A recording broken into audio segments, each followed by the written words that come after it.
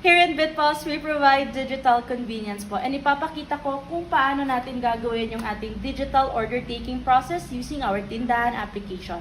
So I have the QR code for table number 1 po. I am going to scan the QR code. And then, automatically, it gets redirected me to my Tindahan application po. Of course, before we take order, we need to sign up or log in first.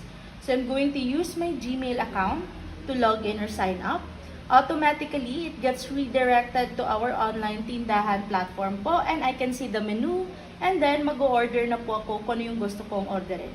Once you're good to go, confirm nyo lang po yung order. The moment you tap confirm order po, makikita nyo po, we have our live location, and this is for dining. Tap lang natin yung yes, then automatically, once this is good to go po, here in our MOT application, under our online Tindahan order po, makikita po natin dito by filtering our pending status, tap lang natin yung okay, yung order ng ating customer. I am going to transfer this one. This is dine-in for table number 1. Tap process, transfer lang natin siya to table number 1, and then tap OK.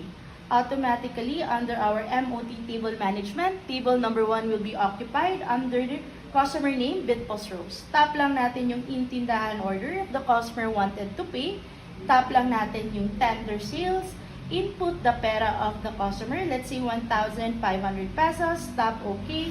Automatically, yung ating Bluetooth printer for the receipt will print. And this is the sample receipt po.